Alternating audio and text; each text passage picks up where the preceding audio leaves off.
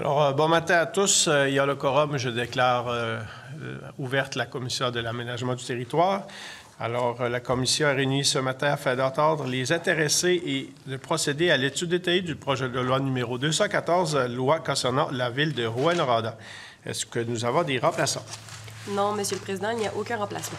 Parfait, c'est parfait. Alors, dans un premier temps, je vais donner la parole au député de Rouyn-Noranda pour qu'il puisse nous présenter brièvement le projet de loi et par la suite faire ses remarques préliminaires et ensuite nous enchaînerons avec les remarques préliminaires.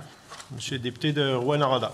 Bonjour, Monsieur le Président. Donc, aujourd'hui, il me ferait grandement plaisir de présenter le projet de loi privé de la ville de Rouyn-Noranda, le projet de loi 214, donc, qui s'intitule « Loi concernant la ville de Rouyn-Noranda ».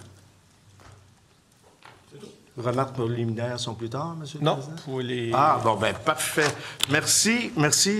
Premièrement, je veux remercier Madame la ministre, OK, pour d'avoir procédé rapidement avec ce projet de loi-là. Puis je remercie les membres de l'opposition qui ont accepté aussi rapidement de pouvoir entendre ce projet de loi-là. Je me permets de saluer Madame Diane Dallaire. Bonjour, Diane, la mairesse de Rouyn-Noranda. Madame Sylviane Legault, qui a travaillé de près avec les citoyens et tout le comité avec les gens du ministère, dont Madame la sous-ministre qui est à côté de moi, Madame Cassia. Petit, désolé, Cassia. Puis je veux également saluer Anne-Marie Nadeau, qui est là, qui va prendre la parole, et Maître Lemay, qui a rédigé le projet de loi. Monsieur le Président, ce projet de loi-là, il est important pour la ville de Rouyn-Noranda, mais surtout pour les 200 familles et 80 propriétaires de la future qui seront relocalisés dans le cadre de l'instauration d'une distance séparatrice entre les installations de la fonderie Onde de Glencore et les résidents du quartier Notre-Dame. Il y a un peu plus de 2 ans, le 16 mars 2023, le gouvernement du Québec, via le ministre de l'Environnement, de la lutte contre les changements climatiques et de la fonderie des parcs, a fait le renouvellement de la fameuse autorisation ministérielle pour les opérations de la fonderie Onde. L'autorisation, puis je le tiens à le mentionner, qui était la plus sévère et contraignante qui a jamais été faite par les gouvernements antérieurs. Lors de cette annonce, le gouvernement a alors annoncé l'instauration d'une distance séparatrice entre les premières maisons et la fonderie.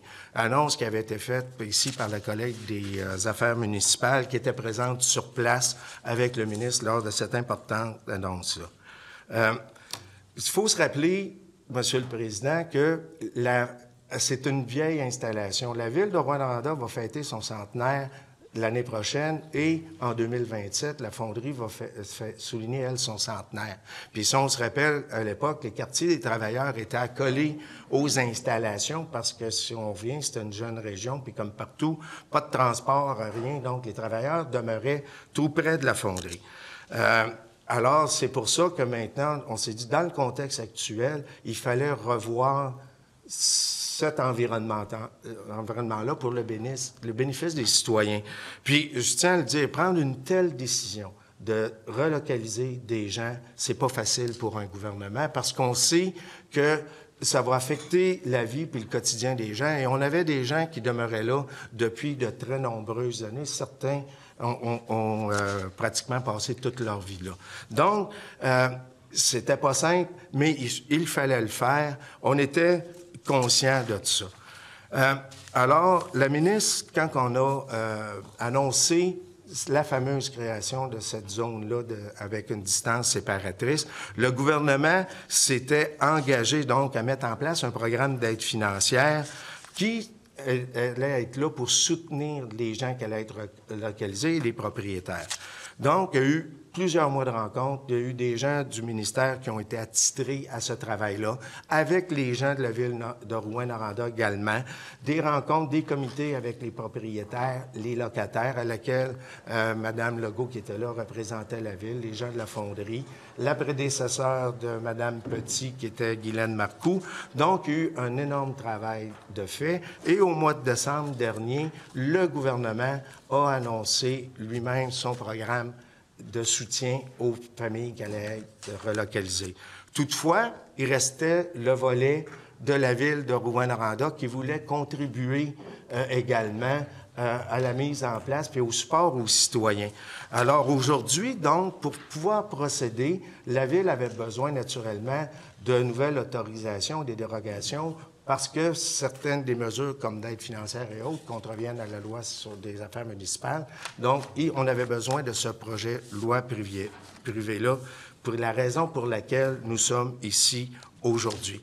Encore une fois, je remercie la commission, je remercie le bureau du leader, tous les gens présents, Mme la ministre, les collègues et les gens de l'opposition qui permettent de procéder à ce moment-ci avant le rush de l'étude des crédits qui s'en vient et autres, parce que plus vite cela va être mis en place, plus vite la Ville va pouvoir procéder. Et aujourd'hui, le travail que nous faisons tous ensemble, c'est pour le bénéfice des locataires et des propriétaires du quartier Notre-Dame qui vont être relocalisés. Merci tout le monde. Merci. Alors, merci beaucoup, Monsieur le député. Je vais essayer de mettre la parole à la ministre des Affaires municipales pour un maximum de 20 minutes. Ah, OK. Merci, Monsieur le Président. Alors, je suis quand même très rassurée, très heureuse d'être ici parce que vous comprendrez que le projet et le plan d'action pour la ville de Rouyn-Noranda est travaillé depuis quasiment mon entrée en poste, notre entrée en poste. Donc, le travail est conjoint avec la municipalité. Je salue tout de suite Madame la mairesse Diane parce que ça fait longtemps qu'on travaille ensemble pour arriver à un projet de loi comme ça, un projet de loi d'intérêt privé parce que, comme le député de Rouyn-Noranda l'a mentionné, on a annoncé le 16 mars 2023 le plan d'action 88,3 millions pour la ville de Rouyn-Noranda, mais en même temps, il faut aller plus loin avec le projet de loi d'intérêt privé pour donner plus de pouvoir à la municipalité pour qu'on travaille conjointement. Alors, c'est un travail fait en collaboration de mes collègues députés, évidemment, adjoints parlementaires de Lac-Saint-Jean, député de la Belle, député d'Abitibi-Ouest, qui connaît très, très bien le dossier, évidemment. Et si vous saviez comment mon collègue député de Rouyn prend ce dossier à cœur, il disait tantôt, c'est vraiment une belle journée pour moi, André, parce que, veut pas, on va rassurer également les citoyens. Alors, je remercie mes collègues députés de Mont-Royal-Outremont encore une fois, députés des Îles-de-la-Madeleine, l'équipe du ministère des Affaires municipales, surtout Mme Katia Petit, qui, elle, on dit toujours, depuis le début, depuis la situation de Rouyn-Noranda, le gouvernement a décidé de prioriser la santé des citoyens. Donc, on avait en place Mme Guylaine Marcoux, que je remercie, qui a été des années également en collaboration avec la municipalité. Et maintenant, c'est notre sous-ministre Katia Petit qui est ici pour étudier le projet de loi. Donc, très sensible à toute la situation de Rouyn-Noranda. Et même, d'ailleurs, un ancien collègue, Pierre Dufour, qui est collègue député pour Rouyn-Noranda, maintenant c'est Daniel, mais Pierre Dufour a travaillé également ce dossier-là tellement que c'était complexe pour les citoyens. Donc, c'est vraiment un travail d'équipe. Et évidemment, c'est le député maintenant de Rouyn-Noranda qui dépose ce projet de loi d'intérêt privé. Alors, merci à vous tous. Et en terminant, je salue vraiment le travail de Mme la mairesse parce que oui, il y a plus de 1000 municipalités au Québec. Mais je peux vous dire que quand on arrive en poste, on est mairesse et on a un dossier pour la qualité de l'air, pour une usine, sur le secteur, que l'usine est vraiment à l'intérieur du périmètre urbain d'une municipalité. Ce n'est pas un dossier facile. Alors, merci aux équipes de Mme Dallaire, Sylviane Legault, Anne-Marie Nadeau, Mme Lemay, qui est conseillère ici, conseillère juridique, et même le directeur général, je salue présentement. Alors, merci, Monsieur le Président. Merci, Madame la ministre. Nous allons maintenant du côté de l'opposition officielle et j'entends la députée de Mont-Royal-Outremont. Bon matin. Merci, Monsieur le Président. Je serai brève. Donc, à mon tour de vous saluer tous ce matin. Je voudrais remercier l'équipe de la ministre des Affaires municipales, remercier aussi le député de Rouyn-Noranda, Témiscamingue, pour leur présentation également à Mme Petit. Encore une fois, le gouvernement a bien mis la table pour ce dossier, qui a quand même été appelé dernière minute, mais on nous a offert un briefage technique la semaine dernière. On nous a fourni la documentation pertinente. Évidemment, c'est un dossier que tout le monde suit depuis plusieurs années, donc on ne reviendra pas en arrière. Ce n'est pas nécessaire de le faire ce matin. Ce que je retiens, c'est que c'est un dossier qui est extrêmement important pour la ville de Rouyn-Noranda et surtout pour ses citoyens.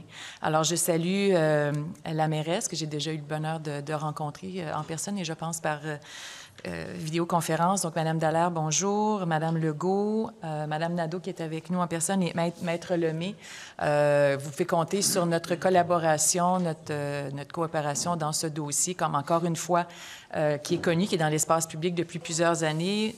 On a pris connaissance à l'opposition officielle des documents qui nous ont été soumis, du projet de loi, qui est une pièce législative qui est toute simple, en fait, et du plan d'action. On comprend que la contribution de la Ville s'inscrit dans un plan d'action plus global qui, forcément, implique donc des obligations importantes de la part de la compagnie, de l'entreprise Glencore, et aussi du gouvernement du Québec. Et donc, on a hâte de vous entendre, Mme Dallaire et votre équipe, sur cette étape-ci du dossier, là, qu'on comprend qui est un aboutissement ou une étape importante d'un long processus, mais qui va mener à, on l'espère, une meilleure qualité de vie pour les citoyens qui sont touchés.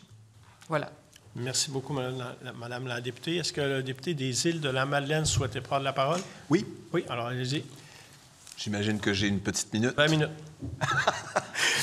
C'est plus qu'il m'en faut pour mes remarques préliminaires, simplement pour remercier tous ceux qui ont collaboré à la rédaction de ce projet de loi-là. Là. Depuis l'annonce du programme il y a 2 ans, je pense qu'il fallait procéder parce qu'il n'y a rien de pire, je pense, pour des propriétaires ou pour des locataires ou évidemment pour des élus municipaux qu'un enjeu comme celui-là là, qui s'étend dans le temps, qui provoque évidemment beaucoup de préoccupations, même d'anxiété, je dirais, chez les gens qui sont touchés. Donc, il faut procéder rapidement. C'est la raison pour laquelle je pense que tout le monde, aujourd'hui, veut collaborer de façon à ce que l'on puisse aller de l'avant.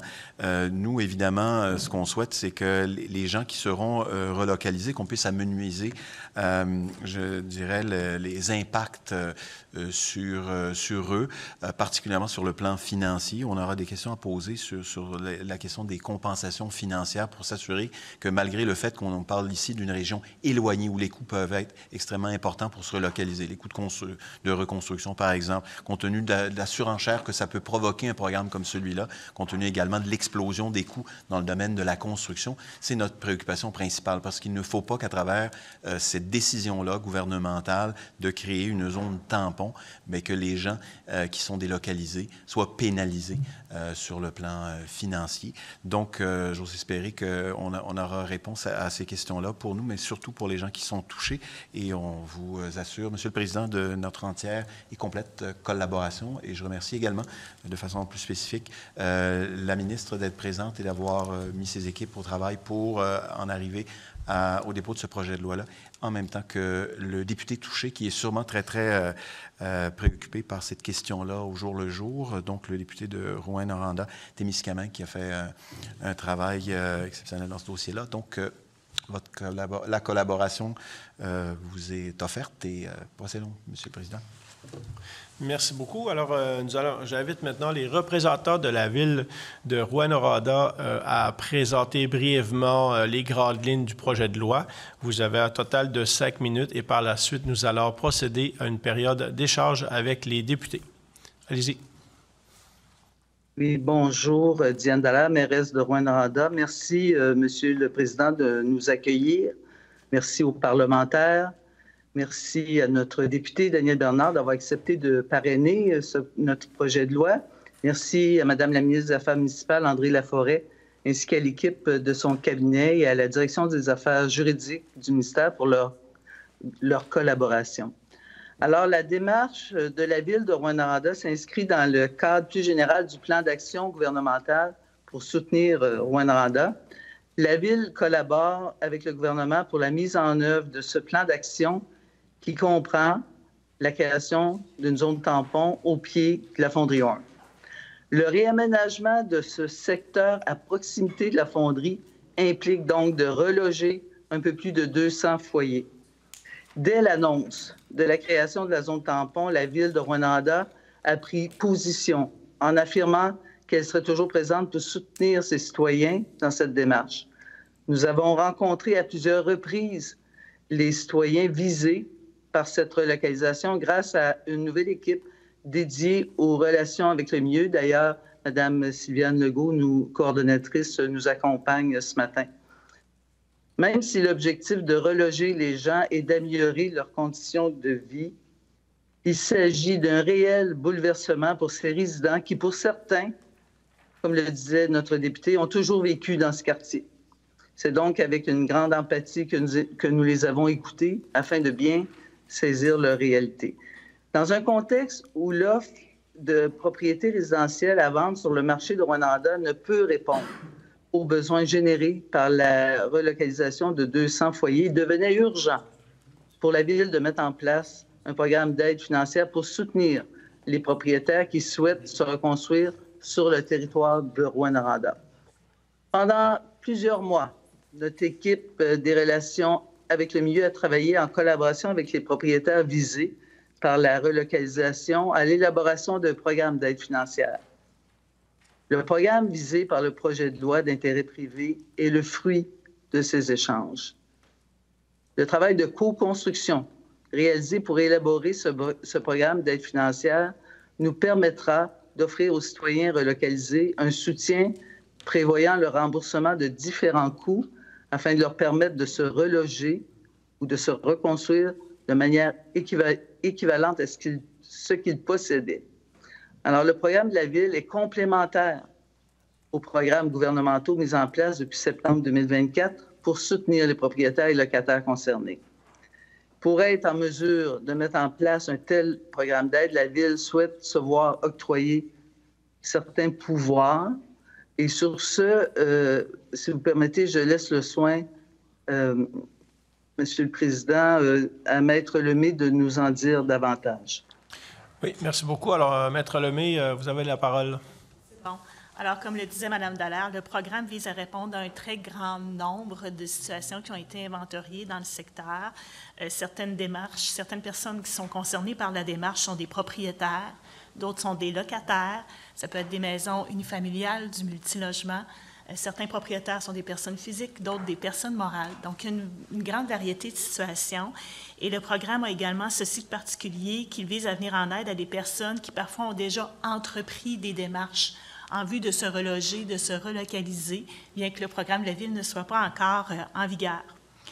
Alors, ils ont entrepris ces démarches-là depuis l'annonce du plan d'action gouvernemental, et c'est pour répondre à cette grande variété de situations là, que le programme envisagé comporte plusieurs volets.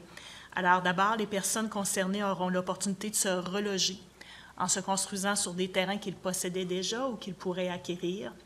Et à ce moment-là, ils pourront compter sur l'aide financière de la Ville pour compenser des coûts d'acquisition de terrain, d'aménagement, alors des coûts de construction, d'aménagement d'alimentation en eau, pour les installations sanitaires également. Le programme leur permettra aussi de se reloger, de se reconstruire sur des terrains appelés à être cédés gratuitement par la Ville. Et encore là, on voulait viser à la fois des coûts de construction, d'aménagement de terrain, installations sanitaires et alimentation en eau potable. Un autre volet vise également à leur permettre, pour ceux qui bénéficiaient déjà, par exemple, d'un garage, d'un bâtiment secondaire, de retrouver l'équivalent, donc de couvrir des frais de construction pour un tel bâtiment secondaire ou des frais d'acquisition. Et enfin, la Ville est consciente qu'en se relogeant ainsi, même dans des immeubles équivalents, certaines personnes vont devoir faire face à des taxes foncières un peu plus élevées ou à des droits de mutation, par exemple. Alors, le programme vise à compenser ces droits et ces augmentations de taxes-là pendant une certaine période maximale de 5 ans sous forme de crédit ou remboursement selon le cas.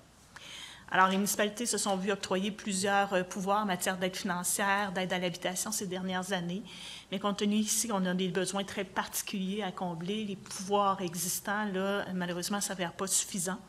Et c'est pour ça qu'on demande donc, via un projet de loi privé, des pouvoirs additionnels. Le projet de loi, vous avez pu le constater, vient quand même encadrer la période d'admissibilité de concert avec les protocoles de subvention là, qui ont été convenus avec le ministère des Affaires municipales. Les montants totaux d'aide par personne et totaux pour les programmes également là, sont encadrés. Et donc, il devient essentiel là, pour la Ville d'obtenir ces pouvoirs-là supplémentaires pour vraiment mettre une solution bien adaptée là, à la disposition des citoyens. Merci beaucoup. Alors, nous allons maintenant procéder à une période d'échange. Débutant avec le côté gouvernemental, alors je ne sais pas si c'est la ministre ou le député de Rouyn-Noranda qui souhaite intervenir en premier. Je vais faire Monsieur le Président, je vais faire une brève intervention. Je tiens à souligner vraiment le travail de la Ville de Rouyn-Noranda avec toute l'approche qu'ils ont fait auprès des citoyens. Puis, je tiens à remercier Maître Lemay qui a vraiment expliqué les besoins et l'utilité de ce projet de loi-là pour répondre effectivement à l'ensemble des complexités, parce qu'on avait toute la gamme. On a rencontré nous-mêmes, puis Madame la ministre aussi, elle a rencontré les locataires et les propriétaires qui ont pu directement échanger avec Madame la ministre à cet égard-là. Peut-être vous avertir, j'ai oublié de vous le faire. Vous avez seulement 2 minutes 30 pour intervenir. Alors, on n'a pas 16 minutes comme en temps régulier. Là. Bien, c'est tout ce que je voulais, Parfait. puis je laisse la parole à Madame la ministre des échanges avec... C'est bon. Moi, c'est certain que je vais laisser quand même le projet de loi s'étudier. Il y a quand même 5 articles, je crois, sauf que je vais laisser les questions à mes collègues, si mes collègues ont des questions, évidemment, parce que ça fait 7 ans, bientôt 7 ans, que le dossier, on le travaille très bien. Bien, très bien. Il y a eu quelques embûches, mais on arrive quand même ce matin avec le député de Rouyn-Noranda avec ce projet de loi d'intérêt privé. Donc, je vais laisser les questions à mes collègues. Allez. Parfait. Vous avez des questions? Oui. Non, pas de questions? parfait, D'autres questions? Oui, député de Abitibi-Ouest. Merci, Monsieur le Président. Moi, j'aimerais avoir la participation de la Fonderie Orme dans ce dossier-là, s'il vous plaît, si on pourrait élaborer sur ce sujet. La participation Financière. Ah, OK. Compensation de la Fonderie Orme. OK. C'est une question ou... C'est une question. Oui, OK, parfait.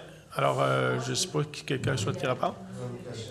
Bien, moi, je peux quand même le mentionner. Là, c'est important de le mentionner. C'est la Fonderie Orme qui s'occupe du rachat des maisons, rachat des terrains également, donc, et paie la démolition aussi des résidences. Donc, tout ce qui est maison, démolition, terrain, c'est vraiment la responsabilité de la fonderie. C'est important de le mentionner. C'est pas le gouvernement du Québec qui s'occupe de ça. Puis, c'est une très bonne question parce que quand on dit c'est pas normal de payer pour une usine comme ça, la fonderie, évidemment, ben non, la fonderie prend ses responsabilités et paie l'essentiel de toute la partie de la zone tampon pour les 200 ménages. Merci. Merci, Mme la ministre. Est-ce qu'il y avait d'autres questions du côté ministériel? Non. Alors, nous allons maintenant du côté de l'opposition officielle et j'entends la députée de Mont-Royal-Outremont. Merci. J'ai un petit 2 minutes. 30 aussi. 2 minutes, excusez. 2 minutes. 2 minutes? Oui. Écoutez, je vous remercie pour votre présentation. J'ai peut-être 3-4 petites questions en rafale, puis après ça, je vais vous céder la parole pour que vous puissiez y répondre ou approfondir des points que vous avez touchés. Donc, j'y vais sans plus tarder. J'étais curieuse de savoir, est-ce que... J'ai déjà été dans le rôle d'une élue municipale. On ne peut jamais plaire à 100 % à tout le monde, mais dans l'ensemble, est-ce que les citoyens, puis on comprend que le programme fait suite à plusieurs échanges, est-ce que dans l'ensemble, les citoyens sont satisfaits? Et aussi, est-ce que la grande majorité, on l'espère, vont rester dans la région? Aussi, quel est l'échéancier? Là, on comprend qu'il y a une date butoir du 31 mars 2023, mais déjà, quel est l'échéancier qui est envisagé pour relocaliser ces gens-là? Et votre programme, vous avez décrit plusieurs des composantes. Est-ce qu'il est déjà rédigé? Est-ce qu'il est déjà prêt? Est-ce qu'il est assez avancé? Et finalement, est-ce que ça implique pour vous énormément de ressources internes pour gérer tout ça? Est-ce que vous avez les ressources à l'interne pour donner suite à tout ce dossier-là de relocalisation, de réaménagement? Alors, peut-être Madame Dallaire, Madame Legault. Simplement pour dire que Mme Legault semble manquer des petits bouts, donc peut-être qu'il y aura besoin de répéter, mais à suivre. Est-ce que Mme... Oui. Allez-y, Madame la mairesse. Je voulais simplement dire, les gens, étant donné qu'ils ont fait... Je remercie vraiment notre direction, notre département de relations avec le milieu, parce que tout le travail de consultation, la présence continue avec les locataires, propriétaires, fait en sorte, pour répondre à votre question, que oui, malgré la situation difficile, les citoyens apprécient la démarche qui se fait de façon correcte. Pour les informations que vous demandez plus précises, je vais laisser Mme Sylviane Legault y répondre. On vous écoute. Oui, bonjour. Donc, c'est ça, je suis juste d'entrée de jeu vous mentionner là, que mon signal n'est pas égal. Là. Désolée, donc j'ai manqué des bouts de vos questions. Pour revenir d'abord sur l'adhésion, oui, effectivement, on a travaillé de manière itérative là, avec des propriétaires et un sous-groupe de propriétaires pour discuter avec eux du contenu du programme qui fait l'objet du projet de loi. Puis oui, il y a une belle adhésion. En fait, on s'est soucié avec eux de répondre aux besoins et on a beaucoup aussi travaillé avec, il y a eu du va-et-vient aussi, si on veut, avec des entrepreneurs locaux qui avaient fait des constructions récemment pour s'assurer là, des plafonds qu'on intégrait au programme. Donc, pour répondre, pour que les gens soient en mesure là, de couvrir les coûts de reconstruction. Donc, oui, on a une belle adhésion. Là, je pense que j'ai manqué par la suite. Là, oui, bien, de toute façon, on n'a plus de temps. On est déjà 40 secondes dépassées. Alors, malheureusement, c'est très rapide. Monsieur le député des Îles-de-la-Madeleine, vous avez 30 secondes, par contre. Par souci, le côté gouvernemental, vous n'avez pas pris tout votre temps. Alors, je pense que vous me permettrez de diviser le temps au niveau de l'opposition officielle. J'ai déjà donné en 40 secondes. Du côté de l'opposition officielle, je vais vous donner 1 minute totale. Est-ce que j'ai le consentement? Oui. Parfait. Député des Îles-de-la-Madeleine. Merci, M. le Président, pour votre grande générosité. C'est apprécié. Ma question sera courte. Je vais laisser le soin aux gens de répondre. Quel est, et je ne sais pas si je dois m'adresser à la mairesse pour ça, quel est votre degré de confiance que les sommes actuellement prévues soient suffisantes pour compenser entièrement, dans les valeurs à neuf, l'ensemble des gens touchés? Bien, à ce moment-là, le travail qui a été fait, encore là, Sylviane, je te laisserai répondre parce que effectivement, c'était pas facile à évaluer, mais il y a un gros travail qui a été fait. Je laisse Sylviane répondre, puis qu'on est pressé dans le temps.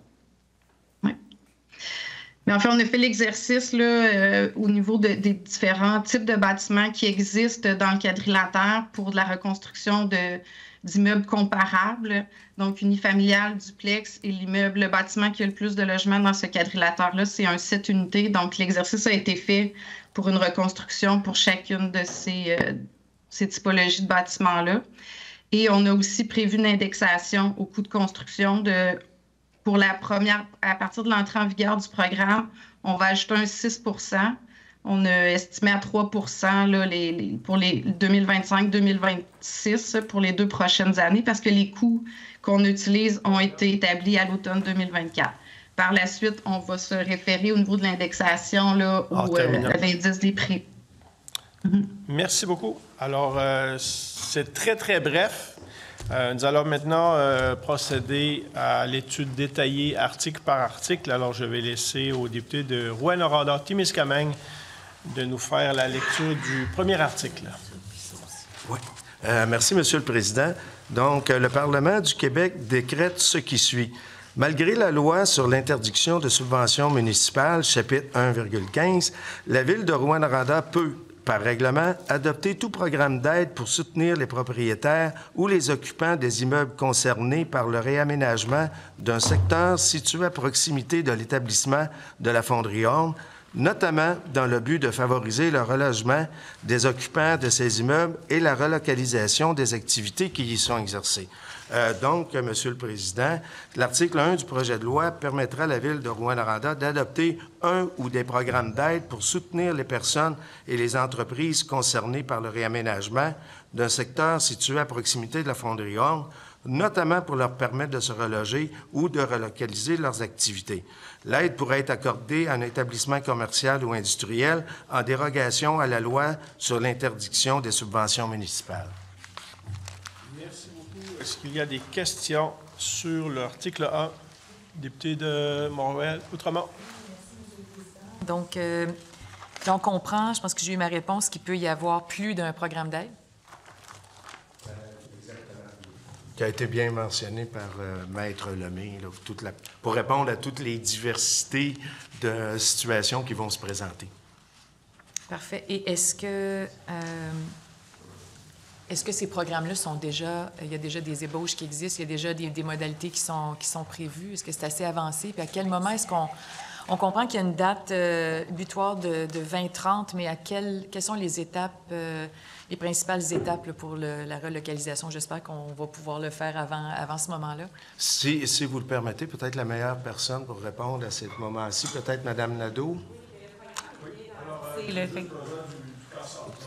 Mme Nadeau puisse répondre consentement.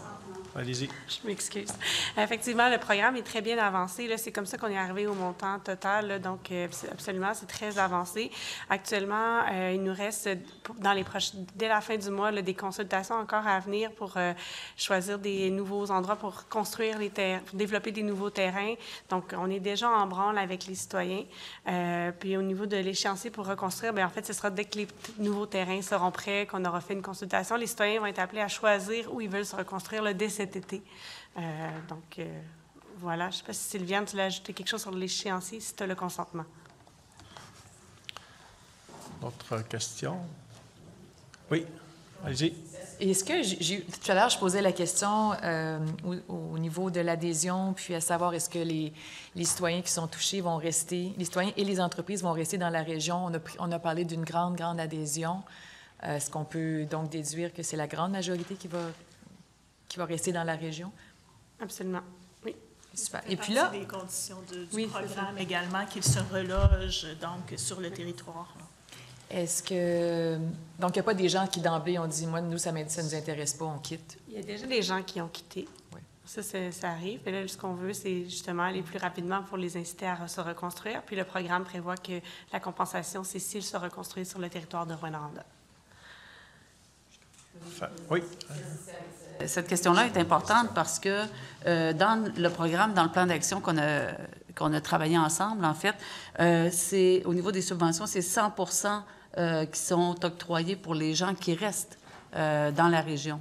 Et ceux qui quittent la région, bien, c'est 70 Donc, le programme est fait pour que les citoyens demeurent à Rouyn-Noranda. C'est important. Puis, c'est important aussi de le mentionner, je vais ajouter, parce que vous allez voir qu'il y a quand même plusieurs citoyens qui adhèrent maintenant. Si on regarde, au 16 mars 2023, il y a 9 résidences qui ont été déjà achetées par Glencore. Puis, si on regarde au 15 avril 2025, on est rendu à près de 40. Donc, vous voyez que les citoyens, quand même, adhèrent au programme. Puis là, c'est sûr que les citoyens attendaient de voir c'était quoi le programme, le plan d'action avec la municipalité. Donc, le projet de loi d'intérêt ce matin qui est étudié va vraiment aussi améliorer la cadence. Merci, Madame la ministre, pour les explications. Est-ce qu'il y avait d'autres questions? Oui. Mais ça nous aide à comprendre où la Ville en est rendue là, dans le déploiement.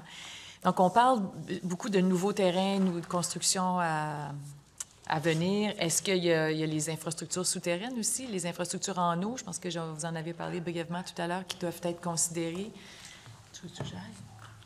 Oui. Alors, j'ai besoin du consentement. Ou ça dépend. Voulez-vous répondre? Oui, Madame avec la ministre? plaisir. Voilà. Bien, en fait, on a proposé aussi à la municipalité, on a le nouveau programme FIER, le Fonds pour les infrastructures en eau municipale pour les projets en habitation. Il y a déjà aussi, la municipalité a déposé 2 projets qui sont à l'étude présentement de 60 unités pour des habitations à Rouyn-Noranda, puis des habitations également unicitanées, 48 unités. Et ça, on va travailler aussi avec le programme Le Primo. Donc, il y a des programmes qui vont aider la municipalité, et Le Primo et le FIER, pour les infrastructures en eau. Mais il y a déjà des infrastructures en eau également dans la municipalité qui seront utilisées. Merci. Autre question? Bien, pas sur cet article-là. Peut-être une dernière. On pourra y venir sur la détermination du montant de 16 millions. Puis on comprend aussi, puis on pourra en parler plus loin, qu'il y a un pouvoir qui est octroyé à la ministre de prolonger la période et d'augmenter le montant. Fait qu'on pourra en discuter plus tard. Mais ma question à la ministre, ce serait peut-être, est-ce qu'il y a des précédents de projets de loi qui vont dans le même sens, similaires, là, où on déroge de l'interdiction d'octroyer des subventions dans un contexte similaire pour permettre à une ville, donner les outils à une ville de fournir une aide à ses citoyens? Bien, c'est certain que depuis près de 7 ans, c'est la première fois que ça arrive, mais je vais laisser peut-être les équipes avant du ministère des Affaires municipales. Je crois que c'est arrivé dans une municipalité à... C'était-tu, Chandler? Oui, alors je vais laisser j'ai besoin du consentement pour que Mme Petit puisse répondre. Est-ce que j'ai le consentement? Consentement. Mme Petit, allez, bonjour à vous. Alors, bonjour. Vous avez la parole. Merci, Monsieur le Président. Bien, effectivement, il y a quelques projets de loi d'intérêt privé qui ont été faits au fil du temps, là, en lien avec des programmes d'aide, toujours pour des situations très spécifiques. Évidemment, il n'y a rien qui est automatiquement comparable à celui de Rouen actuellement, qui répond à des particularités très précises de la situation qui est vécue. Mais par exemple, il y a eu le projet de loi 213, loi concernant la ville de Percé, la ville d'Amos et la ville de Rouyn-Noranda. Et il était question également là, de pouvoir d'aide. Donc, au fil du temps, on a fait de tels projets de loi pour répondre à des situations bien particulières. Peut-être une dernière, donc dans la logistique du processus, puis on comprend qu'il y a plusieurs familles qui sont touchées, puis il y a toute une cellule de crise où, vous l'avez mentionné tout à l'heure, une équipe dédiée à ce projet-là qui est extrêmement important. Mais comment ça fonctionne? Premier arrivé, premier servi, comment ça fonctionne à savoir quelle famille ou quel propriétaire va aller à tel endroit, tel lot par rapport à un autre? Nadeau? Je céderai la parole à Mme Legault, là, si ça vous convient. Alors, ce que je vais faire, étant donné que ce n'est pas dans l'habitude des règles habituelles, je vais demander peut-être le consentement pour que tous ceux qui veulent intervenir puissent le faire, ça, d'avoir le consentement. Mais par contre, je vous demanderai à chaque fois de vous nommer pour qu'on puisse, pour la transcription. Parce que les gens, eux, ils vous entendent, mais ils ne vous voient pas. Alors, c'est très important. Alors, est-ce que j'ai le consentement? Parfait. Alors, la personne qui veut prendre la parole, allez-y. Oui, bonjour, Sylviane Legault. Donc, pour être admissible à notre programme, la première étape, c'est que les gens ils vont devoir d'abord être admissibles au programme qui a été mis en place par le ministère des Affaires municipales. Donc, il y a déjà certains critères qui vont avoir été répondus à travers la demande d'aide. Puis nous, il faut comprendre que le soutien qu'on vient offrir aux gens qui vont être relocalisés est complémentaire au programme du ministère des Affaires municipales. C'est pour cette raison-là aussi qu'on leur demande de d'abord soumettre une demande au programme du ministère des Affaires municipales. Puis par la suite, nous, on vient être complémentaire au niveau des droits de mutation, des taxes foncières et du soutien à la construction. Parce que le programme du ministère répond aux besoins pour l'acquisition d'immeubles existants. Pour répondre rapidement, si j'ai encore du temps, à votre question sur l'attribution des lots, cet exercice-là est en cours avec les citoyens, fait aussi l'objet de discussions, de consultations avec les gens qui sont ciblés, qui veulent se reconstruire pour connaître leur intérêt sur les lots qu'on est en train de développer, qui sont tous à l'intérieur du périmètre urbain et pour en faire l'attribution. Donc, on est en train d'évaluer avec eux différents critères, là, proximité du lieu de travail, proximité d'une école s'il y a des enfants d'âge scolaire. Donc, il y a différents critères qu'on discute avec eux pour l'attribution des lots. Merci beaucoup. Est-ce que vous avez d'autres questions, Mme la députée de Montréal-Outremont? Merci, ça va. Ça va? Est-ce que d'autres questions sur l'article 1? Alors, s'il n'y a pas d'autres questions sur l'article 1, est-ce que l'article 1 est adopté? Adopté. Nous allons à l'article 2, député de Rouyn-Noranda. Merci, Monsieur le Président. Donc, l'article 2, un règlement adopté en vertu de l'article 1 détermine, premièrement, le secteur visé par le programme d'aide, deuxièmement, la nature de l'aide accordée, laquelle peut prendre la forme d'une aliénation d'immeubles à titre gratuit ou à des conditions préférentielles, d'une subvention, d'un prêt ou d'un crédit de taxes ou de droits, y compris un crédit d'intérêt ou de pénalité sur ces taxes ou ces droits, et ce, même si ces taxes, ces droits, ces intérêts ou cette pénalité ont été imposés avant, indiqué ici la date de la sanction du projet de loi. Troisièmement, les catégories d'immeubles, de personnes ou d'activités auxquelles le programme s'applique, ainsi que les règles spécifiques pour chacune de ces catégories. Quatrièmement, les critères utilisés pour calculer le montant de l'aide, lesquels peuvent tenir compte de faits survenus avant encore une fois, la date de la sanction. Cinquièmement, la période d'admissibilité à une aide, laquelle ne peut dépasser le 31 mars 2030. Sixièmement, toute autre condition ou modalité relative à l'application du programme d'aide. Donc, Monsieur le Président, comme commentaire, l'article 2 du projet de loi énumère les différents éléments de contenu d'un programme d'aide. L'aide pourrait prendre différentes formes comprenant un prêt, une subvention, la cession d'un immeuble ou un crédit fiscal. Et tout programme serait limité dans le temps et devrait prévoir une période d'admissibilité ne dépassant pas le 31 mars 2030. Merci, M. le Président. Merci beaucoup. Est-ce qu'il y a des questions sur l'article 1? L'article 2, pardon, excusez-moi. Oui. Rapidement, au paragraphe 2, on détaille donc ce que le règlement peut déterminer, donc on s'entend évidemment le secteur, la nature de l'aide accordée, et là, ensuite, il y a une énumération de différents types d'aides ou la forme que peut prendre l'aide qui est accordée. Est-ce que ça se veut une énumération exhaustive ou c'est non limitatif? Oui. Quelqu'un veut répondre? Est-ce que moi, je oui, peux répondre? Madame la ministre, sans problème. Ah oui. OK. Alors, je vais y aller rapidement quand même, parce que l'aide financière pour les propriétaires qui sont visés avec ce plan d'action-là, avec la municipalité, il y a certains volets. Il y a un volet pour la compensation pour la relocalisation, ça c'est évident. On parlait d'ailleurs, c'est un exemple, du 70 et du 100 pour les gens qui demeurent dans la région. Il y a également de l'aide pour les coûts liés à la relocalisation. On parle, par exemple, d'un montant forfaitaire de base, 5 000 par immeuble pour un propriétaire occupant, 1 000 par immeuble pour un propriétaire non occupant. Il y a des montants aussi qui s'ajoutent. Il faut comprendre, par exemple, si il y a un besoin pour un arpenteur géomètre, pour un fiscaliste, pour un estimateur de coûts de construction, pour un inspecteur en bâtiment, pour un architecte. Ça fait partie aussi du volet 2. Je peux continuer rapidement. Le volet 3, c'est la compensation pour la perte de revenus de location. C'est sûr que le programme est très, très bien détaillé, mais ce sont les volets principaux. Il y a également le volet 4, la compensation pour la perte de supplément de revenus garantis s'il y a une vente d'immeubles, par exemple un immeuble à logement. Et dans toutes les compensations, évidemment, il y a la compensation de départ, l'aide à la relocalisation, l'aide au paiement des loyers. Donc, le programme est très, très bien détaillé, mais c'est sûr que là, à ce moment-ci, ça prendrait beaucoup plus de temps, Monsieur le Président, mais c'est...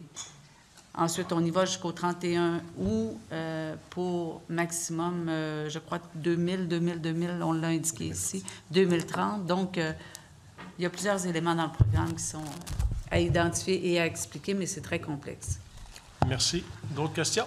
Oui, merci. Là, je crois qu'ici, Madame la ministre, vous détaillez les modalités du programme d'aide du gouvernement et ses différents volets. Là, ici, par contre, ce qu'on regarde, puis je vous remercie d'avoir réitéré ces éléments-là. Ils sont pertinents, ils sont importants, mais ici, on est vraiment dans les pouvoirs qui sont octroyés à la Ville de mettre de l'avant un programme d'aide. Et on prévoit que le règlement peut déterminer, donc on vient baliser ce que le règlement peut déterminer. Puis au niveau de la nature de l'aide, dans le paragraphe 2, je le lisais comme étant une énumération exhaustive des éléments ou de la nature que peut prendre l'aide en question. Est-ce que c'est bien ça, c'est exhaustif? Oui. Madame Petit. Madame Petit, allez-y. Merci, M. le Président. Effectivement, c'est une énumération... excusez-moi, j'ai de la misère à le dire. Donc, qui est exhaustive et qui permet de couvrir tous les cas de figure de l'aide qui est prévue dans le programme de la Ville. Merci. Bien, oui, c'est parce qu'on comprend qu'une fois que les gens ils ont toutes sortes d'aides pour se relocaliser, pour trouver pour le terrain, pour le bâtiment, etc. Mais ensuite, il y a des conséquences à ce nouvel emplacement et dans leur lien avec la Ville. C'est ce qu'on comprend, notamment les taxes et droits de mutation. Et donc, je pense que c'est assez clair que c'est exhaustif. Par contre, quand on arrive dans l'élément rétroactif, juste donner un exemple, donc, on comprend que il me semble que pour le futur, évidemment, on veut venir aider les gens ou les dédommager pour des augmentations qu'ils pourraient subir en termes de taxes, de droits, on parle de crédits d'intérêt, etc. Mais dans quel scénario il pourrait y avoir un effet rétroactif? Madame Petit. Merci. En fait, c'est qu'il y a déjà des gens qui ont commencé à vendre leur immeuble à Glencore, qui ont déjà été déclarés admissibles au programme d'aide du gouvernement. Et donc, on veut que ces gens-là, qui ont été déclarés admissibles avant l'entrée en vigueur du programme de la Ville, puissent bel et bien se reconstruire sur le territoire et profiter là, du futur programme qui sera adopté. Merci, c'est très clair. Ensuite, on a les critères. Utiliser la période d'admissibilité à une aide ne peut dépasser le 31 mars, c'est au paragraphe 5. donne quand même 5 ans. Donc, comment on a déterminé cette date? On estime que pour le nombre de familles et les différentes étapes à déployer, ça vous donne suffisamment de temps pour compléter le programme? Puis c'est en lien aussi avec les protocoles de subvention qui sont intervenus entre la Ville et le ministère des Affaires municipales qui préfèrent à ces mêmes échéances-là. Un article suivant là, prévoit la possibilité pour le ministère d'apporter certains ajustements s'il y avait des imprévus. Mais normalement, donc, on cadre avec les mêmes échéances qui avaient été mises là, dans le protocole de subvention intervenu avec le ministère. Merci. Merci. Puis finalement, le paragraphe 6... donne je vois comme donnant une flexibilité. Si on est trop exhaustif, puis on va falloir revenir vers un projet de loi d'intérêt privé là, si on n'a pas cette clause. Mais est-ce que déjà, il y a des vous voyez la nécessité là, d'ajouter d'autres conditions ou d'autres modalités? Est-ce que vous avez des exemples en tête ou c'est vraiment juste une clause qui est insérée pour pouvoir donner une flexibilité? Flexibilité, si je peux me permettre. Au niveau donc des modalités, vous avez par exemple dans certains programmes au pouvoir d'aide qu'on retrouve à la loi sur les compétences municipales, on va prévoir par exemple que si un demandeur avait fait, je donne l'exemple extrême, là, une fausse déclaration, il y a possibilité par exemple pour le corps public d'aller récupérer des sommes. Alors ça fait partie de ce genre de modalités-là. Ça va, Monsieur le Président, merci. Oui, alors s'il n'y a pas d'autres questions, est-ce que... Oui, député des Îles de la Maldaine. Oui, bien, moi, je voulais juste savoir si quelqu'un peut m'éclairer sur la question des propriétaires qui ont souvent un immeuble locatif aussi, par exemple, propriétaire de duplex. Toute la question qui a été soulevée, ça a été soulevé auprès de nous, ça a sûrement été soulevé auprès du ministère également, la question du gain en capital, à savoir la première aide financière qui a été versée pour compenser la différence entre la valeur de la propriété inscrite au registre municipal et la valeur du marché. Mais là, ensuite, pour ce qui est de la relocalisation, est-ce que vous pouvez nous dire ce qu'il advient de ça, à savoir si un relevé 27 sera émis, s'il bénéficie de ce programme-là pour la relocalisation? Madame Petit. Oui, merci. En fait, c'est une question qui est assez complexe, là, puis on n'est pas des spécialistes nécessairement de fiscalité. On est en démarche actuellement parce que les propriétaires ont soulevé quelques questions justement après avoir reçu les fameux relevés 27 et se questionner sur l'application de la chose. C'est sûr que le gain en capital est toujours... imposable, mais il y a des modalités particulières qui sont prévues. Et donc, on est en communication actuellement avec le regroupement des propriétaires et surtout en communication avec le ministère des Finances et Revenu Québec pour clarifier ça, essayer de leur faire une question-réponse claire qui va leur permettre d'avoir une image vraiment réelle de ce que ça va être là, pour eux. Donc, on est déjà en lien avec eux là-dessus, mais je ne peux pas vous répondre actuellement. Je vous remercie. Voilà. D'autres questions? Ça va? Alors, est-ce que l'article 2 est adopté? Adopté. Article 3. Merci, Monsieur le Président. Donc, article 3. La valeur totale de l'aide accordée par la Ville en application de tout programme d'aide adopté en vertu de l'article 1 ne peut excéder 16 millions de dollars et la valeur totale de l'aide accordée à une même personne en vertu de l'ensemble de ces programmes d'aide ne peut excéder 860 000 dollars par immeuble dont elle est propriétaire ou occupante. Donc, Monsieur le Président, l'article 3 du projet de loi imposerait un plafond à la valeur totale de l'aide pouvant être accordée dans le cadre de tout programme adopté en vertu de l'article 1, de même que la valeur totale de l'aide pouvant être accordée à une même personne. Donc, c'est un article, je pense que les collègues de l'opposition attendaient beaucoup d'avoir des questions là-dessus et des réponses. Merci, Monsieur le Président. Merci beaucoup. Alors, est-ce qu'il y a des questions? Peut-être deux questions. Oui, premièrement, juste sur le libellé, on a déjà compris qu'il pouvait y avoir plus d'un programme d'aide. Et puis d'ailleurs, l'article 3 mentionne qu'une même personne ne peut recevoir plus de 860 000 en vertu de l'ensemble des programmes. Il y en a 1, 2, 3 ou 4. Mais je ne comprends pas pourquoi qu'au début, on n'a pas utilisé le pluriel. Parce que le 16 millions, dans le fond, c'est le montant maximal que la Ville va pouvoir débourser en vertu des programmes ou des programmes qui seront adoptés. C'est ce qu'on doit comprendre. Oui. C'est Oui, en fait, c'est une question de rédaction légale. Alors, je regardais notre avocat, mais il me dit que c'est ce que ça veut dire, d'un ou de plusieurs programmes, donc de tout programme. Merci. On va laisser les experts rédiger, mais on s'entend, c'est 16 millions maximal en vertu de tous ces programmes. Merci. Ouais, d'autres questions? Député des îles de... Oui? C'est comment d'arriver aux 16 millions, puis, désolé, et aux 860 000 par personne? Mme Legault, là, qui connaît les données techniques, qui pourrait répondre à la question. Est-ce que Mme Legault, vous avez une réponse? Excusez, j'ai encore... c'était pas clair la question pour moi, mais je pense qu'on parle des montants... Compris, oui, c'est bien important qu'on comprenne la question comme il faut, là. Alors, peut-être, je vais laisser la députée de Montréal autrement redire la question. Oui, donc la question était la suivante. On comprend que la Ville est limitée dans le montant ou les montants qu'elle peut débourser en vertu des programmes d'aide. Il pourrait y en avoir plus d'un. Et le montant maximal est de 16 millions. Et également, une même personne ne peut recevoir plus de 860 000 par immeuble en vertu de tous ces programmes. Comment est-ce qu'on en est arrivé à ces montants? Oui. En fait, on a fait des projections. Pour le 16 millions, c'est un programme en 3 grands volets, là, qui est les droits de compensation pour les droits de mutation, compensation pour l'augmentation de taxes foncières et le soutien à la reconstruction. Donc, ce qu'on a fait, c'est qu'on a pris tous ceux qui n'ont pas encore vendu, qui n'ont pas fait l'achat d'un immeuble existant dans le cadre de la relocalisation, on a supposé que tous ces gens-là allaient se reconstruire l'équivalent de ce qu'ils ont, parce que c'est ce qu'on va soutenir là, au niveau du soutien à la reconstruction.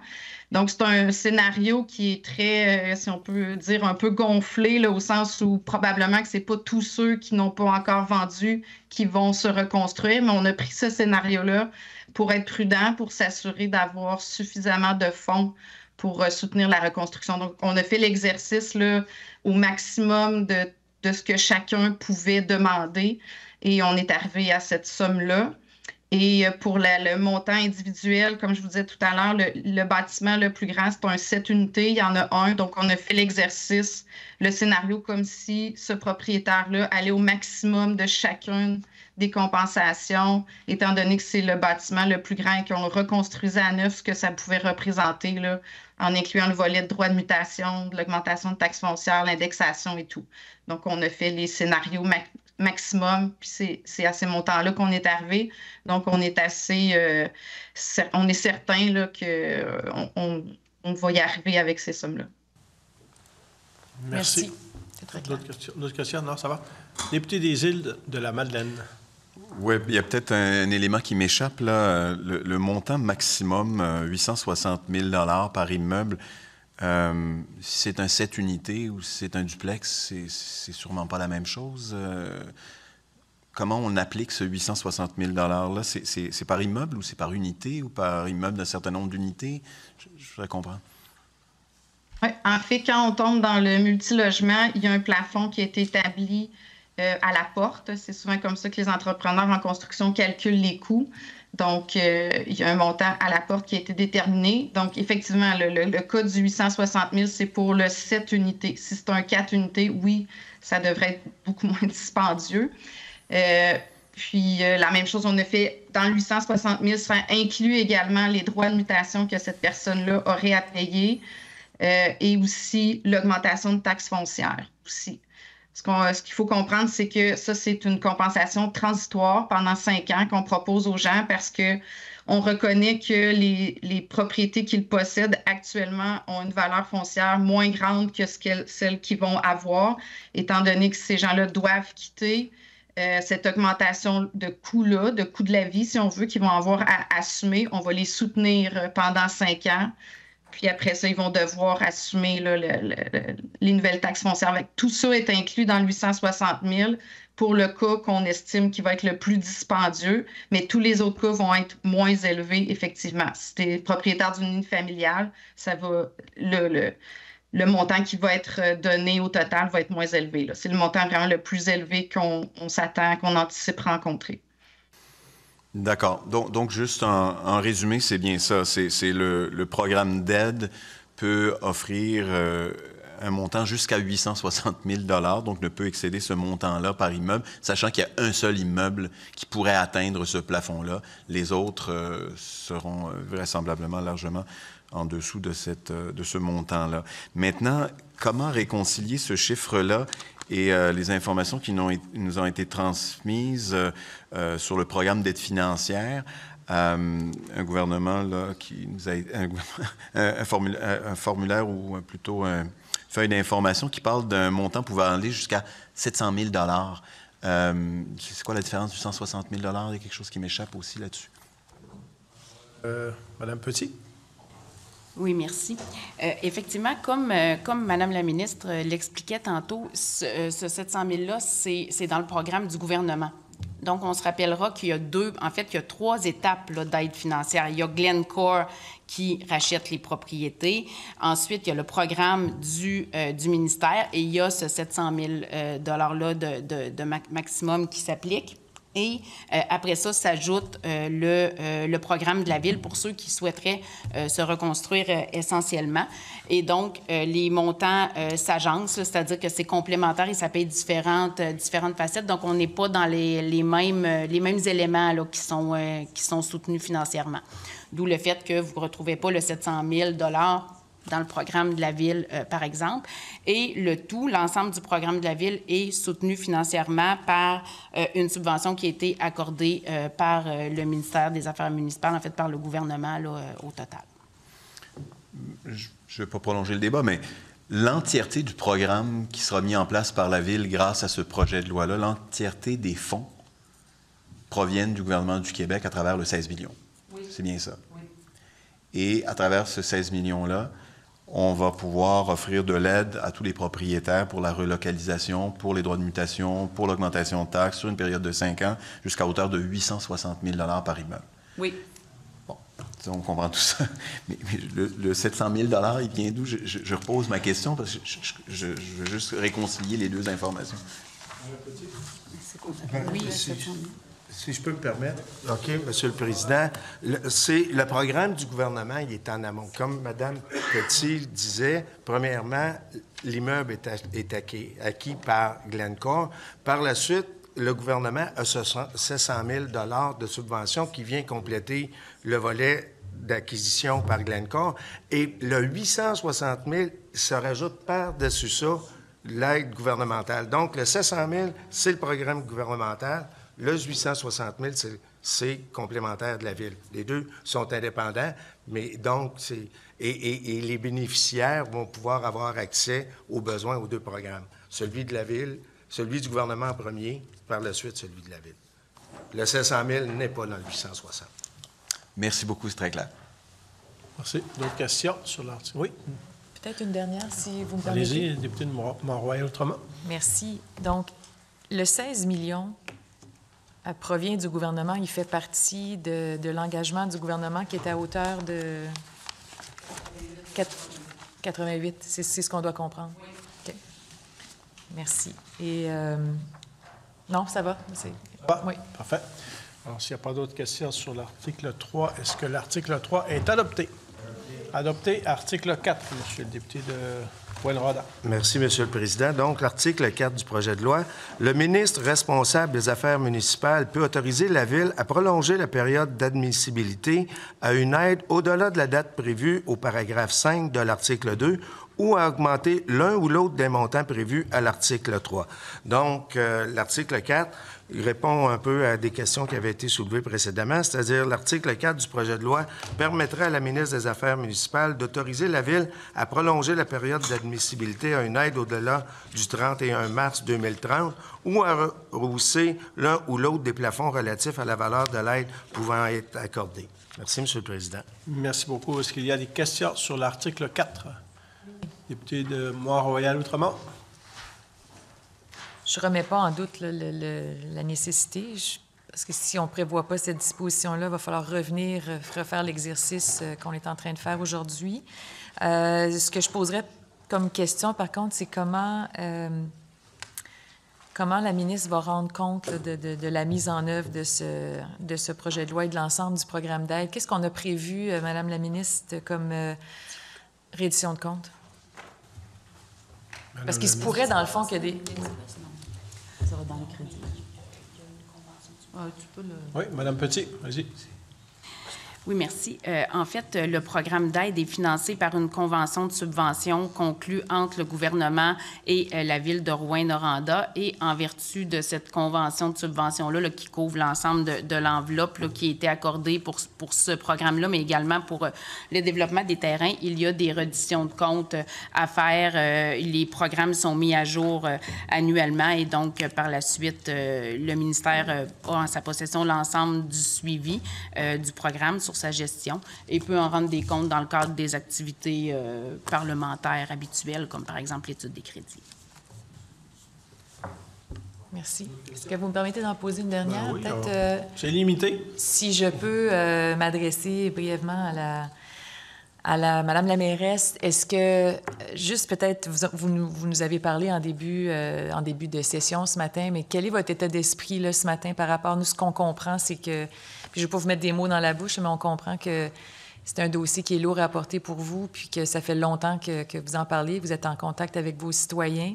Vous avez parlé d'empathie, vous avez parlé de qualité de vie, tout ça. C'est évident que c'est un dossier qui est très sensible pour toutes les familles touchées et pour vous et pour l'avenir de la Ville. Mais juste vous entendre sur votre niveau de satisfaction là, par rapport à toute l'aide que vous recevez dans ce dossier-là. Est-ce que vous avez encore des revendications? Est-ce que vous sentez que vous êtes suffisamment appuyé? Juste vous entendre sur ces éléments-là, s'il vous plaît. Oui, d'accord. Oui, vous avez raison. C'est une situation vraiment exceptionnelle, ce qu'on vit présentement à Rouyn-Noranda.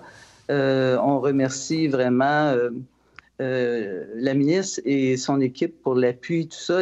Mais j'avoue qu'il y a beaucoup d'inconnus et je félicite vraiment notre équipe de relations avec le milieu, Mme Legault, un travail extraordinaire qui est fait pour tenter de prévoir l'ensemble des éléments qui pourraient survenir, parce qu'il y a beaucoup d'inconnus, tant pour les délais que les coûts de construction, les propriétaires, les locataires, bref, d'où la nécessité de pouvoir justement demander une autorisation s'il y a lieu de prolonger la période d'admissibilité, comme on dit, ou de revoir certains plafonds.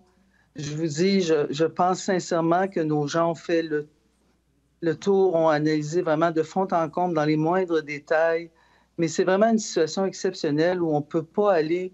Il n'y a pas nécessairement de comparable.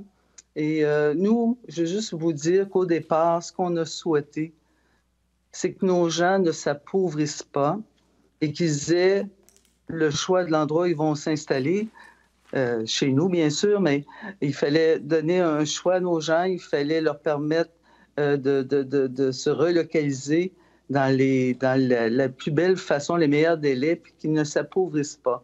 Alors, oui, c'est un dossier sensible, mais je vous dirais que présentement, avec ce qu'on fait aujourd'hui, c'est une grande avancée là, pour nos équipes, pour nos citoyens, nos citoyennes. C'est très important. Alors, c'est pas tout réglé, mais je pense qu'on est sur la bonne voie avec ça. Si vous parlez de mes épaules, elles s'allègent un peu aujourd'hui. Très bien. Oui, Madame la ministre.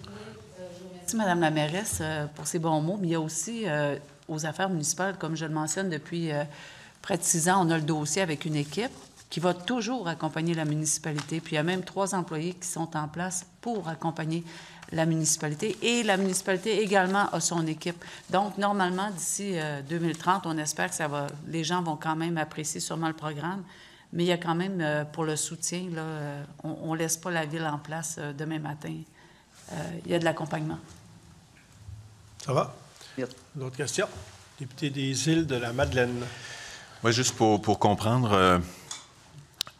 l'application de l'article 4, c'est de se donner la latitude s'il y avait des dossiers qui n'étaient pas finalisés d'ici le 31 mars 2030. On donne cette possibilité-là d'étendre la période d'admissibilité, voire même les montants, parce que qui sait, dans 5 ans, où on sera rendu. Mais en même temps, je dirais comment on s'assure que on n'ait pas des délais indus dans ce processus-là. Je voudrais savoir comment on gère essentiellement les demandes de soutien, puis où on en est rendu là. Il y a plusieurs questions là-dedans, mais ma première question plus précise, c'est il y a des dossiers qui sont déjà réglés. Il y a des gens qui ont décidé de ne pas se relocaliser et qui n'iront pas vraisemblablement demander de l'aide pour le programme qu'on est en train de mettre en place. Est-ce que je comprends bien qu'il y a quelques dossiers déjà qui sont réglés? Combien il en reste-t-il? Puis comment on s'assure qu'on procède rondement pour essayer d'obtenir un résultat final pour le 31 mars? Oui, Mme Petit. Donc, effectivement, il y en a qui se sont déjà prévalus des programmes. Il faut savoir qu'il y a beaucoup de locataires aussi dans la zone qui ne veulent pas nécessairement se reconstruire, donc qui cherchent uniquement à se reloger. Il y a également des propriétaires qui voulaient, qui se sont déjà relocalisés. Ça peut être ailleurs où il y en avait qui n'étaient pas occupants, donc qui ont décidé de tout simplement, pas se reconstruire.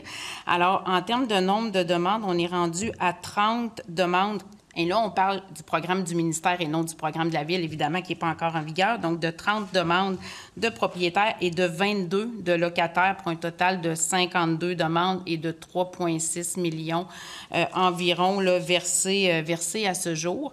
Et, dans le fond, il manquait une dernière étape qu'on réalise aujourd'hui avec le programme de la Ville.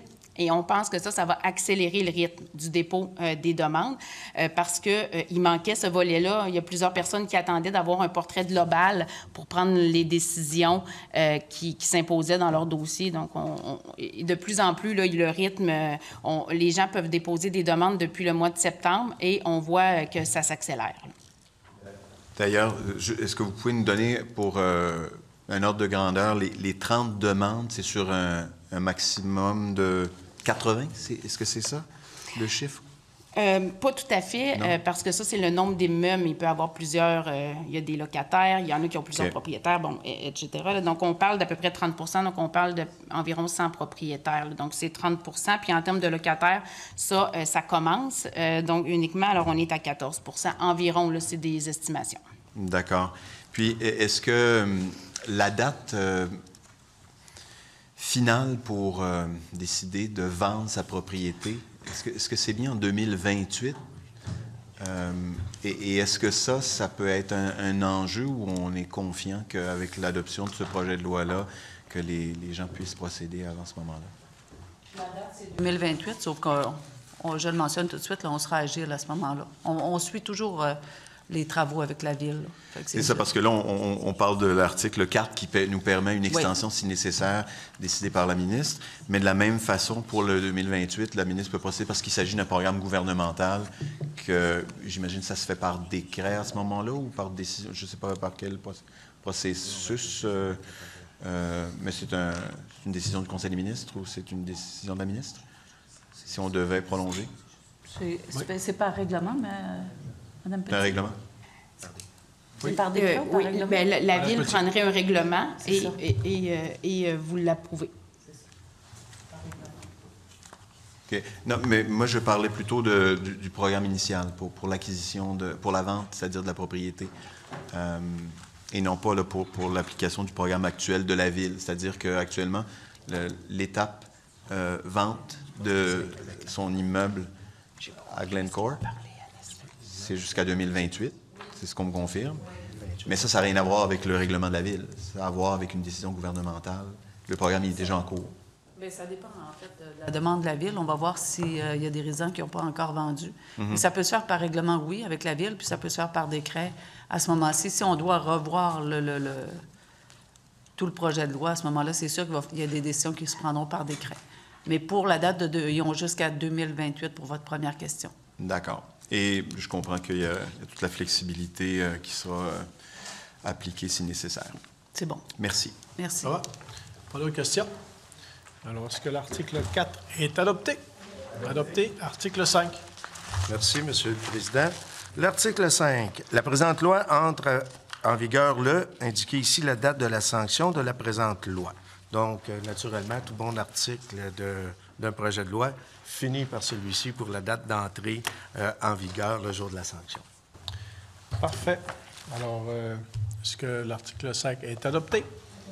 Adopté. Alors, nous avons fini l'étude d'article par article. Nous en sommes maintenant au niveau de la fin de l'étude. Alors, j'inviterai monsieur le député de Rouyn-Noranda, Témiscamingue, à nous faire la lecture du préambule du projet de loi. Merci, Monsieur le Président. Donc, projet de loi No. 214, loi concernant la ville de Rouyn-Noranda.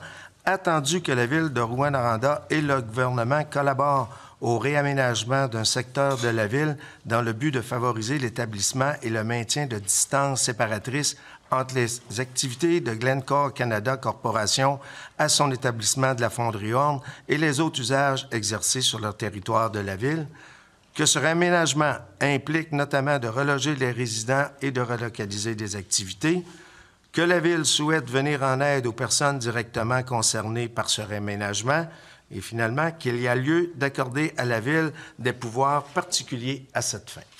Merci beaucoup pour la lecture. Alors, est-ce que le préambule est adopté? Adopté. Est-ce que le titre du projet de loi est adopté? Adopté. Alors, je propose que la Commission adopte une motion d'ajustement des références. Est-ce qu'elle est adoptée? Adopté. Alors, nous en sommes maintenant déjà rendus aux remarques finales. Alors, je vais laisser les personnes qui le souhaitent faire des remarques finales. Alors, je commencerai par le député des Îles de la Madeleine. Bien, très brièvement, merci à tous ceux qui ont collaboré de près ou de loin à l'élaboration du programme et du projet de loi, à l'adoption du projet de loi éventuel, puisque le travail de commission est maintenant terminé. Et mes derniers mots sont évidemment pour les gens qui sont touchés par ces mesures-là. Je pense qu'on a entendu de façon très, très éloquente la mairesse parler de la façon dont on est en contact avec les gens touchés, l'empathie dont on fait preuve et, je dirais, la sensibilité. J'imagine que ce sera le cas encore pour les 5 prochaines années. Et en vous souhaitant la meilleure des chances à l'équipe municipale, à la mairesse, et en vous assurant de notre entière collaboration. Merci beaucoup. Merci beaucoup, monsieur le député des Îles de la Madeleine. Nous poursuivons avec la députée de Mont-Royal-Autremont. Merci. Mais encore une fois, merci de vous être déplacés. Merci à vous deux, même si vous êtes en vidéoconférence, on a bien apprécié vos interventions. Donc, moi aussi, il ne me reste plus qu'à vous souhaiter donc continuez d'avoir bon courage, bonne chance dans la suite de ce processus qui est certainement pas facile, mais quand on sent que les choses sont bien engagées puis que les mesures sont en place puis qu'on est en mode exécution, et j'imagine qu'on en retire une certaine satisfaction. Donc, honnêtement, je pense que tous les parlementaires parlent d'une seule voix ce matin là, pour vous souhaiter le meilleur succès là, dans la suite des choses. On a très bien compris aussi que vous avez fait vous êtes allé le plus loin que vous pouviez aller dans les projections, dans tenter de prédire le futur, prédire les chiffres, tout ça. Vous avez fait une présentation qui nous satisfait ce matin, puis on comprend que pour la suite, bien, vous êtes devant quand même pour une certaine... Une large mesure, je dirais. Oui, on a compris qu'il y avait de l'inconnu dans ce dossier-là. Donc, je pense que vous avez les outils à votre disposition là, pour pouvoir déployer un programme d'aide qui, avant tout, est là pour vos citoyens. Moi aussi, je voudrais m'adresser à eux. Une bonne continuité dans votre région. On espère que ce prochain chapitre de votre vie en famille ou autre soit bénéfique et vous apporte une belle qualité de vie. Puis, longue vie à la ville de Rouyn-Noranda. On comprend que vous allez célébrer votre centenaire. On espère que ce sera donc un tournant heureux pour la ville. Longue vie à la ville. Une ville toute jeune. Ça entend, c'est pas vieux. Alors, Madame la ministre, à vous la parole. Alors, merci beaucoup. Merci, Diane, pour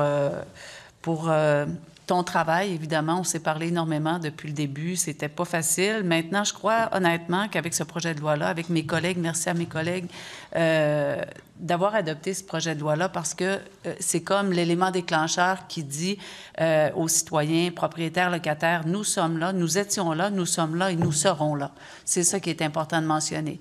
Puis c'est ce qu'on a vérifié à ce moment-ci, Madame la mairesse, c'est que c'est une première au Québec, ça s'est jamais fait. Donc, évidemment, moi, je tiens à parler aux citoyens. Votre santé, c'est une priorité. Déplacer un quartier, c'est pas facile, c'est 200 ménages, mais avec l'aide du gouvernement, avec l'aide de la ville, on va y arriver, je crois. Alors, je demande également à la compagnie, à Glencore et à la Fonderie Horn de continuer d'être présents, de continuer d'être des partenaires avec la municipalité. C'est important. Et on sera toujours présent s'il y a des demandes, parce qu'on le dit, l'accompagnement est là pour les prochaines années. C'est certain que je remercie vraiment mon collègue député de Rouyn-Noranda-Témiscamingue, parce que, comme lui-même le mentionnait, c'est un dossier de mandat. Parce que réussir ce qu'on a fait aujourd'hui, c'est pas rien, parce qu'il faut y aller doucement. On travaille avec des familles, des propriétaires, des locataires, des commerçants également. Donc, c'est pas rien ce qu'on fait aujourd'hui. Donc, bonne continuité. Je devrais pas dire félicitations parce que c'est pas un dossier facile, mais félicitations d'être encore là, Madame la mairesse, parce que vous savez, être élu, c'est pas toujours facile. C'est pour des beaux projets, on le mentionnait. C'est plus plaisant d'annoncer un centre culturel que d'annoncer qu'on déménage un quartier, disons. Alors, voilà, vous avez quand même réussi et je remercie encore une fois mon collègue ici à ma gauche. Merci tout le monde. Merci. Alors, nous terminons avec le député de Rouyn-Noranda-Témiscamingue. Merci, Monsieur le Président. Mes premiers mots, Monsieur le Président, vont aller à tous les gens qui ont accompagné les citoyens et les propriétaires depuis 2 ans. On est ici aujourd'hui, on présente un projet de loi, 5 articles, mais le travail qui a été fait en amont pour arriver au programme que le ministère a déposé l'automne dernier, et maintenant celui que la Ville, on a, c'est un travail phénoménal qui a été fait. Puis juste pour les gens bien comprendre, quand le gouvernement a annoncé ce programme-là, la première chose qui a été faite, il y avait Mme Marcoux qui a été mise en place. Mme Marcoux est allée, avec son équipe, sont allés cogner à toutes les portes des 200 familles. Ça a développé pour avoir le statut socio-économique de chacune de ces personnes-là, afin de s'assurer que le programme du gouvernement puisse répondre, entre autres, à ces gens-là. Premièrement, tous les programmes d'aide qui ont été mis en place. Puis avec le travail de la Ville qui s'est joint au comité, Mme Legault qui a été... La Ville est allée chercher parce qu'elle avait déjà travaillé sur un genre de comité pour un autre dossier un peu similaire. Elle avait l'expérience. Et le succès, les avancées, c'est que les gens ont été à l'écoute aux besoins des citoyens. Puis, quand on a vu tous les cas d'espèces, parce que il y avait très peu de références pour dire, OK, s'il arrive quoi, voici mon statut, etc., puis bâtir le programme. Les fonctionnaires est arrivé avec un ébauche, autant pour de leur côté, puis en parlant aux citoyens, avec le support de Mme Legault, les rencontres publiques, le programme du gouvernement a pu être vraiment bonifié pour répondre aux attentes des besoins. Et nous, on a rencontré autant à mon bureau, puis je tiens à souligner le travail de mon adjointe, Mme Sylvie Mongeon, qui a été de bon conseil aussi parce qu'elle a travaillé beaucoup dans les milieux hypothécaires et autres, donc elle a pu donner un coup de main ou des indications aux gens qui nous venaient de rencontrer. Alors, ce travail-là, ce n'est pas fini. On l'a vu... parce que c'est une avancée. Maintenant, on va aller à l'autre étape, de relocaliser les personnes, comme Mme Legault l'a souligné, trouver des endroits qui répondent à leurs attentes et leurs besoins. Parce que l'objectif qui a tout le temps été mis au départ, la qualité de vie des gens, on voulait garder les gens dans le milieu municipal, tenir compte de leur statut socio-économique, des familles ou non, la proximité des écoles, le transport. Rouyn-Noranda, je suis fier de dire, puis c'est le travail de Mme Dallaire et son équipe, on a un transport public gratuit à Rouyn-Noranda, le seul en région, et c'est un travail fait, mais il fallait s'assurer que les gens, qu'on le relocalise, il y en a, on sait, ils n'ont pas de véhicule, rien. Donc, c'est tout ça qu'il fallait mettre en place, puis le quartier. le travail va continuer, le gouvernement va continuer, même si moi je suis plus là dans 2 ans, je sais qu'il y a une équipe solide en arrière avec Mme Petit et ses adjoints pour continuer à travailler avec la ville de Rouyn-Noranda au cours des prochaines années et des citoyens. Et la porte des citoyens sera toujours ouverte à notre bureau de la ville, le travail, pour s'assurer que les prochaines étapes continuent à répondre à leurs attentes et à leurs besoins, parce que ce sont eux les premiers touchés et je le sais que le gouvernement et tous les gens vont être là pour répondre à ces gens-là. Alors, merci encore, Diane Dallaire. Je peux vous le dire que ça n'a pas été facile au conseil municipal au cours des dernières années et autres. Puis, je tiens à souligner le travail des élus locaux, aussi du conseiller de la place, M. Réal Beauchamp, et les autres équipes qui ont été très proches des citoyens. Ça a été les premiers concernés. Et merci encore à tous ces gens-là. C'est une étape aujourd'hui. Puis on va continuer à travailler pour les citoyens. Merci, M. le Président. Merci, M. le député. Alors, je vous remercie tous pour la collaboration. La commission ayant accompli son mandat ajourne ses travaux au mardi 29 avril, 15h30, où elle entreprendra un autre mandat. Je vous souhaite à tous une excellente journée.